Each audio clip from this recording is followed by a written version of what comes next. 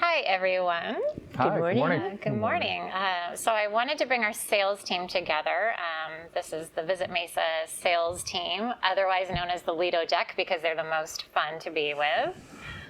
So I'd like to go around and first just have you introduce yourself and say a little bit about what you do and kind of give everybody a picture of your daily life. So David, I'll start with you. Good morning, Alison. I'm David Kolozar, Director of National Sales.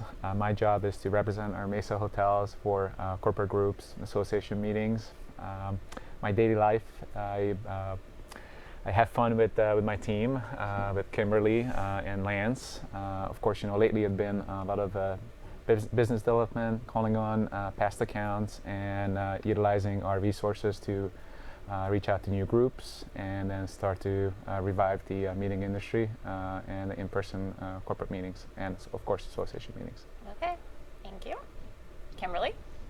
Hi, I'm Kimberly Forest, and I am the Senior Vice President of Visitor Marketing. And it's my pleasure really to fill the spot that's really necessary at this point coming back out of COVID to actually do consumer direct outreach through different marketing channels.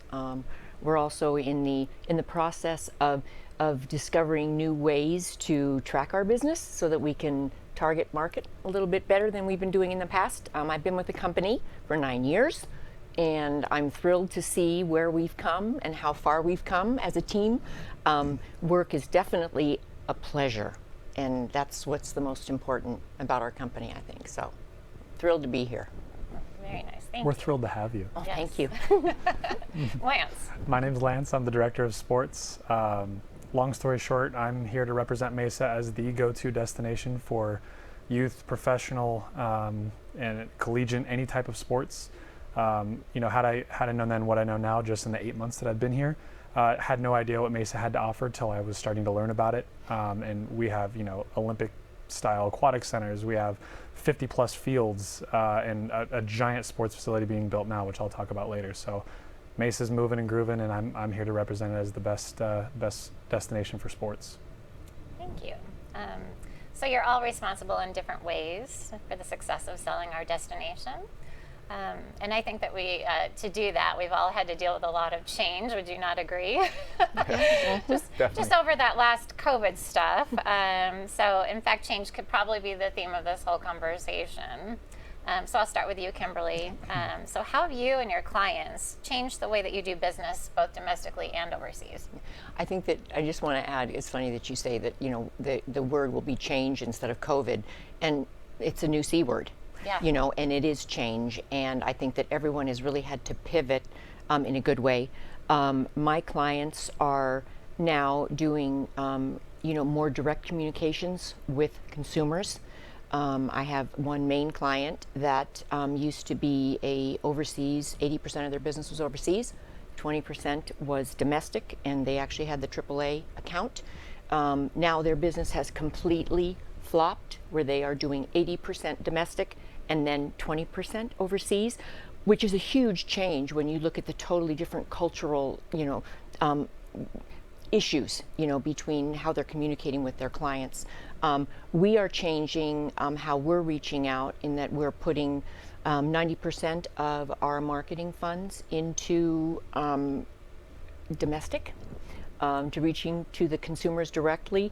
It's interesting because we used to market to people what we wanted to market to people. We're now marketing to people what they want to see, and we're marketing to them based on what they are looking for. And so we've changed things digitally. We're also doing some print advertising that we haven't done in the past, that will extend for another couple of years to communicate direct with consumer. So we're definitely changing, but we're going back into the overseas market. We have a very, very strategic plan to introduce media overseas and also work with tour operators overseas, and that will be in the spring of 2022, knowing that based on all of the data that we're getting, the Brits are coming back first. So we're going to the UK. We just got the latest data, and in 2023, they'll only be down 13% over 2019. So in 2023, we have to be ahead of that curve, and we have to start marketing in 2022. So in our world, we work 18 months out. So we're already planning for 2023. One more thing I'll say is that we anticipated the overseas market wouldn't come back until 2025, but what was incorporated in that information was the Asian market. If you pull out the Asian market, then you've got a totally different landscape of tourism that's coming into the United States. So that's how we're changing, and that's how the world's changing. And I'm excited about how Kate and I are being able to pull out so much data and be able to help you make some of those decisions. It's unbelievable, and I'll get to that when you ask me my other questions. I'll ask you that. I'll answer that. So David, I know things have definitely changed in your world for national sales. So tell us about how about that and how the corporate and group meeting segment will continue to recover in 2022 and beyond. Yeah, so things have definitely changed. As everyone knows, right around March 2020, the ball dropped, and corporate events and association meetings all of a sudden came to a complete halt. Fast forward 18 months, now we are seeing some of those cancellations that we helped rebook and move into lift and shift, so to speak, move into 2021. Actualizing this past month and a half, we had groups almost on a weekly basis that actually did meet in person. There were some hybrid aspect to them, and I think hybrid is here to stay. So as far as our sales efforts and our marketing efforts, we're trying to put emphasis on prospecting for new accounts.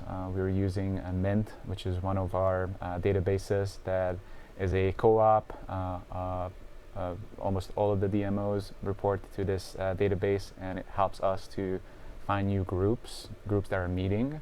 There's also an AI aspect to it, which actually intuitively suggests you groups. So it's a little bit easier on a one-man sales operation to look for groups that would be a good fit for Mesa. We are heavily promoting our incentive, which helps once corporations are coming back to the table, which they are to a certain degree. They're now meeting in our destination and in the greater Phoenix area. But a lot of their meeting budgets were shifted away because they had to pivot. Pivot, I think, is another word that we often use since we've been in the pandemic for the past 18 months. So it's P and then two C's. Right, and pandemic to pivot. And pivot sounds much more calculated than scramble and panic. Scramble. I just probably call it scramble and panic in some instances. But what I was trying to say is that our incentive funds are readily available to help corporations to come back to the table. And then we're actively working with our hotel partners too, so they know that what's available to them, so they can have those educated conversations with the clients, just to make sure that we overcome any budgetary restrictions or any hesitation on the corporate planner side. We're also going back to, we've been back in in-person events. We have done 3 shows this year to date, and I'm happy and excited to announce that we're going to go to our MCA Emerge in February. We're working with 2 of our hotel partners to bring them to this Fite-based trade show, and we're going to have a booth represented. And then also in the spring of 2022, we're going into small market meetings, which is a niche for us, for Mesa. And we're hoping to make some good relationships and then bring some new accounts so we can replace the accounts that we have lost and also help the recovery for the in-person meeting industry. Wow, lots of change. Lots of changes, yes. I do know one thing I want to change is no more Zoom meetings. Please, God, no more Zoom meetings. Agreed. I was just at an in-person meeting, and it's everything. Yeah, we need the in-person meetings back, and we need them back quick, and I bet there's going to be a tidal wave when everybody is probably coming to the same decision. It's funny to say that because there are some certain market segments where you have to have continuing education, and the planners are not seeing the in-person numbers. They still have to, again, pivot back to the hybrid version. So there is some aspect that I think it's here to stay. There are certain individuals that prefer just to walk out of their living room and, jump on a Zoom and then get their, continuing education credit versus having to travel. So there are some outside forces too, recent cancellations of airlines because of staffing issues. So there's a lot of variables that go in there that perhaps could delay the full recovery, which industry experts say that it's not going to happen until 2024. We're hoping that they're wrong, and then we're going to recover a little bit faster. But regardless, we're here to support our hotel partners and reach out to planners, make sure that we put our best foot forward so Mesa is ready when they are ready to come back and meet in person. For sure.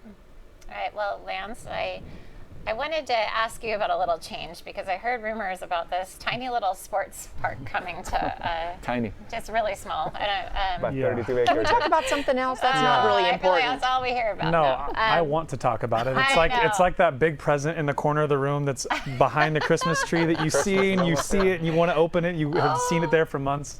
I already opened it. You did, yeah. Well, so Lance, first tell us a little bit about Bell Bank Park, and then about how you plan to tackle that whole thing because it's a monster. Yeah, it is a A good monster. It's one of those things that's going to revolutionize sports at every level. It's one of the it's a first of its kind. It'll be the largest in the United States. The ability of what Bell Bank Park is going to be able to house, and we're the lucky recipients in Mesa to be able to have it in our backyard. It just shows you how much Mesa has grown from all markets. Our downtown district, our hotel supply is increasing. So to say that Mesa earned this is not an understatement, and we're happy and we're proud of it. So being able to represent Mesa and everything it has to offer, and you have this giant, brilliant, coming soon to you, kind of in your face, Bell Bank Park is so exciting. It is a whole other undertaking in itself. No marketing plan has ever been, there's nothing, you can't compare it to anything because it's the first of its kind. Well, does it even need marketing? Right. That's the question we face. And that's brilliant. If you build it, they will come to a point. Of course, people are going to come, in droves from all around the world to this place. But like I said in my intro, we're here to paint Mesa as the overall destination, not just this one park, this one field, this one hotel. Mesa in general is the destination that has earned this, and we represent it. So, to tackle this, our whole idea was to be integrated as possible. Their story, we want to tell it. Our story, they want to tell it. What do they want at their park? What do we want in Mesa? What do our community want to see? What do they want to see in their leagues? What do they want to see? Do they want professional sports and more of it? Do they want, the Olympic style sports and more of that? Do we want to see, obviously it comes down to, dollar bills in Mesa. Is what is tourism bringing in? But what is it doing for the community? To be able to drive 3 miles down the road and go see an Olympic style event, that's unheard of in Mesa. Drive 10 miles from, Chandler, Gilbert area to come to Mesa and watch professional sand volleyball. I mean, that's something you would have to go to LA and Miami to go watch, and we get that in Mesa. So I'm excited, and integration has absolutely been my plan. Everything they want, we're representing it that way. Everything we want, it goes back and forth. I'm hands-on with calls with their housing agency. Every 2 weeks we get on a call. How are the hotels responding? And then I get to talk to our hotels, what they feel about it, what their pain points are, what they're struggling with, what they're frustrated with. Because, something of this kind, the supply, there is no such thing as a supply that's perfect for that demand. And Mesa will absolutely fill to its brim before it spills out into the greater Phoenix area, and we know that. So it's how do we navigate through what they've always done, the greasy wheel that's always been moving at that hotel and in the city, to this bright new shiny toy that nobody knows how to prepare for. I'm over communicating to hopefully prepare them the best, and that's been we've been getting a lot of just rave reviews of how every 2 weeks it's a call. How are the RFPs going? How are the rooms filling? How are the hotels filling? I go back to the hotels. How's your communication? Our teams registering? Are you getting calls about it? And it's a beautiful picture that's starting to be painted, and we can't wait till January. Well, for those of you that don't know, Bell Bank Park is going to be 3 times the size of Disneyland. What are some of the other numbers you can share with us? What kind of room night? What kind of production are you looking Yeah, at? What kind of numbers are out there? Are there any out there? And the numbers are the most accurately inaccurate. It's one of those things. Again, nobody knows how to prepare for it. I mean, it's slated to bring in 10 million visitors throughout one single fiscal year. It's one of those things that even already on the books has 65,000 and growing room nights into the Mesa area. It's an unheard of demand driver. Everything from 67 indoor volleyball courts, 24 turfed fields with an option for 11 more, grass fields. It's pickleball is booming in America, and they have a house for the largest pickleball national tournaments and the USA Olympic bodies being hosted there, it's unheard of. It'll never be, as much as we think that we would love another one like it, we're so excited to be the first one. This is the first time that we're excited to be a guinea pig for something like this. It's going to jumpstart our hotel industry too, because we don't Right. have, right now we don't have the inventory, so we're hoping that we're going to see some full service hotels coming online and helping to provide room nights that are desperately needed in Mesa. So And it's year round. It's one of those things where, Arizona at large was a Q1, January, February, March, miserable during the summers because, it's 110, 120 degrees. This has the ability to fill our hotels year round. It never stops. It has so much indoor space and so much potential for e-gaming. That's booming. The indoor courts, the basketball, futsal, volleyball, there's so much indoor possibilities. We're going to be full year round. There won't be that dead time. And then to your market, it's not just sports. Right. And to your market, it's not just sports. It's conventions, associations. It's concert venue. It has an outdoor amphitheater. Has a 5,500 person soccer stadium. This thing is. I could explain it to you, but until you see it for yourself and you drive through it and walk through it to see its capabilities, it's going to benefit Mesa at every aspect, not just sports. I just want to ask Yep. one question. What about the resiliency of the market? Nobody knows what the economy is going to do. What politics is Sure. Talk about the resiliency of this particular market segment for the country. Sure, and coming out of the COVID C word, coming out of COVID, it was one of those things that sports kept the lights on. Luckily, Arizona in part, but Mesa as a whole was one of the lucky cities that didn't have to close down. So we were getting things on loan that, coming from Vegas and San Diego and Miami and things that, places that were closed, they had no fields to go. Where if we lost something, we could fill it. There was 4 people waiting for fields. There was, 5 or 6 other rights holders begging for fields because they had 300-400 teams registered for an event that is now closed during COVID. So we were getting things on loan to keep our lights on, and our hotels were thriving. When a hotel thought that their market was, BT and association and corporate, that went to a screeching halt, as David said. So sports kept the lights on. And to come out of COVID and build a $320 million privately funded facility on 320 plus acres, that shows you how much sports really, I won't say it was unwavering, everything wavered during this, but it was that pivot, is how do we keep going, how do we keep playing? Outdoor sports, golf all of a sudden was, hey, this is the safest sport on the planet now. Amazing, let's all pick up golf. So it was one of those things that it slowed, and then it picked right back up when we realized what sports wasn't stopping. And I think too, what's really important is that there's the ancillary visitation. Sure. So you have the teams themselves that are booking, but then when you look at all of the ancillary bookings that are coming to view the particular sports, whether it's family or fans or whatever it is, Right. it's almost like a domino effect. Yeah. And so it's much more than what we can actually put on paper. And that's the perfect transition to what I was going to ask David about how is Belbing Park going to affect his business? Because I feel like national sales, it's going to be such a great exposure venue. right from the Belbing Park. Yeah, I think one word that going into 2020, everyone talked about the bleisure market, where you extend your corporate event and then bleed into a leisure stay. I could see, that it's happening on the sports side, and what Bell Park does for Mesa is there are vendors that are coming in building that park. There are corporations that are behind it, and they will have to have a sales meeting. They will have to have an operational meeting, and they're already in the market. There's a large stake for them to meet in the market. So we're hoping that will translate into future corporate meetings. We actually, there's a potential where, the turf that is being laid down, I believe it's in Canada, so Canadians can come down and do a sales meeting here in the month of January, and we all know how we love our Canadian snowbirds to come down. So there's definitely potential. There's also a potential of parents just coming in. CEO of, I'm just going to pick a company, Coke, his kid is playing at Bell Park, and then he's seeing what transformation Mesa is going through, and then, okay, I want to actually bring a meeting here. So we're hoping to capitalize on that. So we'll do marketing within the park, and we'll rely on our sales efforts to capture that whatever we can from those visitors that are coming down and having their son playing soccer. And its location. I mean, right in the Location. industrial park, right next to the airport. I mean, next to the that airport, was yeah. not by accident. So, No. I mean, to your point, that's just kind of a domino effect. It was a trickle effect that it was a perfect location. It goes right into your industry. It is, yeah. And I believe there's 2 developments nearby.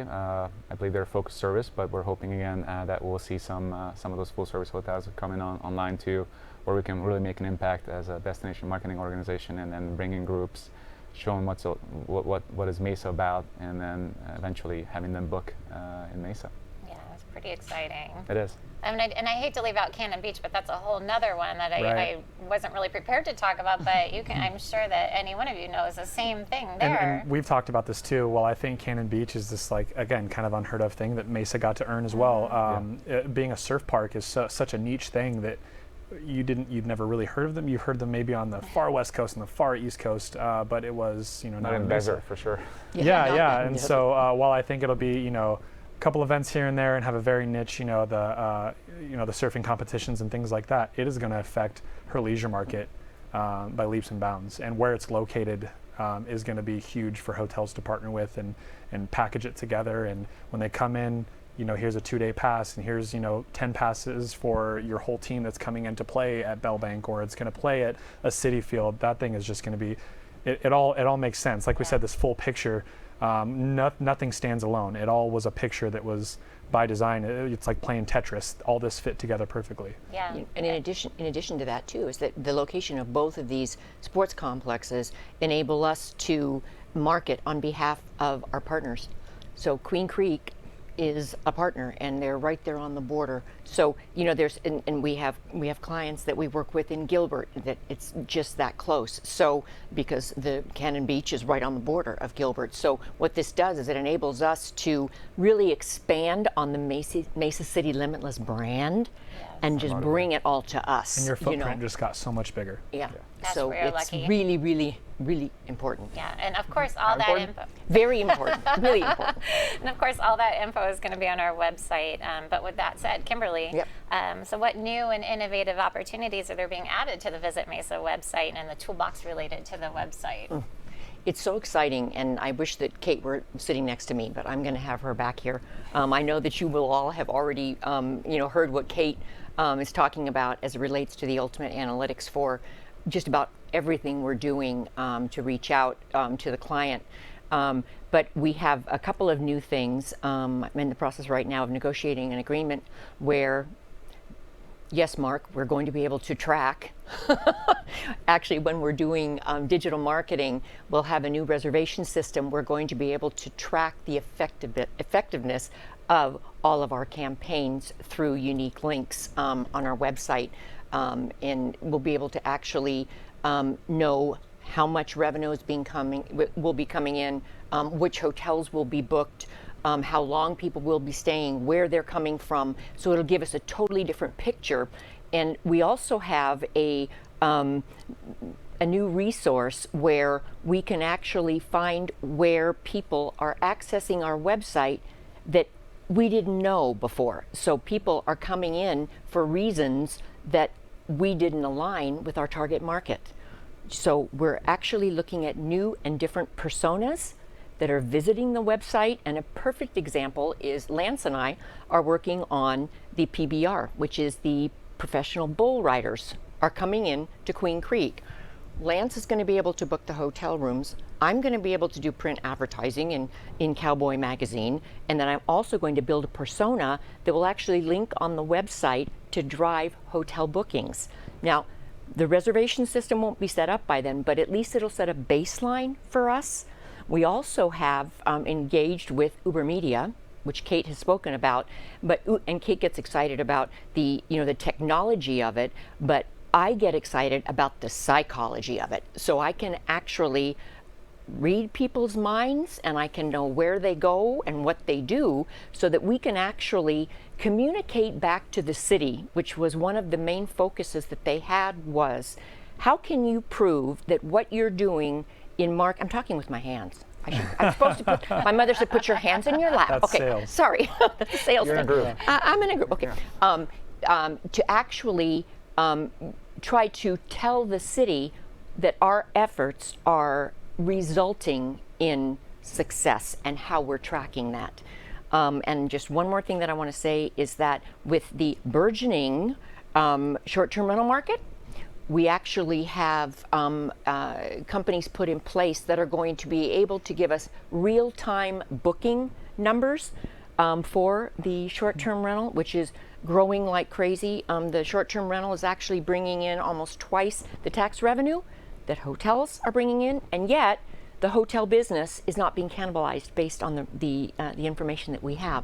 So it's just an additional way for us to track the communication through our digital marketing to those people that are staying in short-term rental. So it's really, really exciting, the different technologies that are coming to us. We also have a company that we're going to link through, it's called Bandwango, and that's going to be more of an attraction-based analytic that will come to us. So we'll actually be able to know where people are spending money, and we'll be able to sell tickets to certain events or create packages for people when they're in market. There's a whole list of things that we're working on that is so exciting because the consumer is now ready to hear from us. Yeah. And we're right there to do it. And so. as analytical and big brother as that sounds, Yes. like I know where you look and I know where I you know. spend it. It honestly is the, I'm going to keep doing this because it's the full Oh, picture. well, I do this. Yeah. It's one of those things where when you're more accurate in your marketing and you're more accurate in when and the why and the how much and the when, you get to you can make a sporting event a full destination. You can make Exactly. a corporate association event a full experience. Mm-hmm. If you're staying in this hotel, here's all the vendors that you can go. Here's the restaurants nearby. Here is a site tour you can go to. Here is out on the, you can go outdoor kayaking if you want. Like, you just built an entire package, and Right. it was because of all of their interests, and that's huge for any market. Yep. And it's identifying them. Ultimately, we're going to be enhancing the visitor's experience, and that's kind of what we all are here to do, right? Like, Right. make it a better thing. Yep. So yeah, change in technologies, change in the way that we do things, change in just all of the attractions. product. And the product, right? I Crazy. mean, it's kind of bananas to think about maybe what it looked like 5 years ago compared to what it's going to be in the next couple of years, Yeah. for sure. Yeah. It's amazing. So what changed? I'll let you each answer this question, and then we'll wrap it up. Lance, I'll start with you. What changes are you most excited about for 2022 in your department, or just in Visit Mesa in general? Yeah, honestly, and it comes back to my market in sports, but seeing what downtown Mesa was, even since I got here, to what it's about to be in the next year. The microbreweries, adding more hotels, what do they call it? The glow up of our downtown Yes. Mesa is huge, because you build something like Bellbank Park, and you're building Cannon Beach, and having Benedictine University in Mesa, like those. Now we have a presence. So we had a very heavy reliant youth market, and we knew that, and the youth sports bring in a ton of funding and a ton of tourism, and we know that. Parents will pay any amount of money to make sure that their kid has the best 9-year-old soccer game they've ever been to, and which is huge. But knowing that we have that, and we have that as a baseline, we can go after those big fish now. Now we're armed to be able to go after the Olympic governing bodies. We have the facilities now and the destination marketable to go after these big fish. Hey, that's not our once every 4 years. This is a once, twice a year thing, because we have the ability to do it. And that's most exciting for me, is to be able to confidently walk into that room and say, hey, I have a destination that can absolutely house this, and here's how we're going to make it work. And I feel like coming into a market where you're unsure of that, the client knows that too. If you have any wavering, hey, this might not work, you're not an option for them anymore. We are absolutely an option, because we absolutely have the facilities and the capabilities and the properties and the marketing and the media to do it. And that's what's most exciting for me in the change coming in the next year or so. Kimberly, what about you? For me, I love the fact that we've got a restart button. To me, that is the most amazing thing that we've been blessed with. We are starting on the same level and same platform as our competitors, depending on who you consider your competitors to be. But even in the state of Arizona, we're starting fresh, because there's been a void of 18 months of communication and engagement. And so when we're presenting our product, we're actually rebranding without knowing we're rebranding because we're speaking to a different mindset. As it relates to changes, I think that what Mark has done, and yes, he's standing in front of me, but I'm not doing this because he's standing in front of me, is that he's actually created an environment where we have much more input with our stakeholders, with the people that live in Mesa.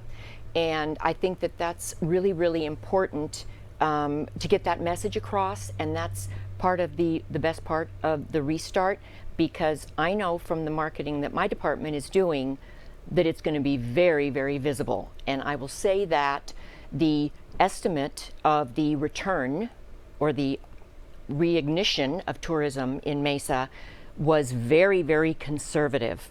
And what's happened is we have recovered and rebounded so much quicker than our competitive set that we have more funding to be really creative, to work on autism marketing, to do something for DEI, to do the things that are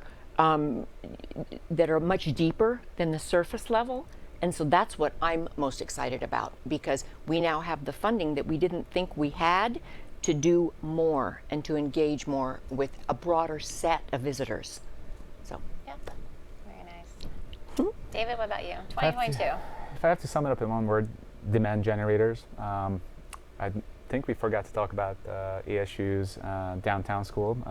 Herberger Institute is coming to downtown, and that's going to change how downtown itself is. It's already growing. We gain a lot of restaurants. Another demand generator would be downtown. That core is growing, 30 plus restaurants, shops and bars. I think really Mesa is growing up, so I'm excited about that. Of course, there are also demand generators we talked about already, Ballpark, that will bring in lots of eyes to look at Mesa. Excited about just having meaningful conversations again with meeting planners that are ready to meet in person. So that's what I'm looking forward to in 2022. And I would say what I'm looking forward, not that anyone asked, but let's just pretend that you Alison. asked. I'm most excited about seeing the people come to our city and the money they are spending. And I can't wait to tell that story to our residents so that the residents really understand what an impact we make on their daily lives because of the money that's being spent in our city. And I think it's really important that our residents have an understanding of what we do and also stand behind us in everything that we want to do, because we do have shared values with our community and really demonstrating that. Well, and all of the new tools, the fun tools that we have will help us do that. Absolutely. Yeah. Well, I want to thank you all for taking a few moments to chat with me. If you ever want to come have fun, the Lido deck is open 9 to 5. Thank you so much. Thank you. Thank you. Thank you.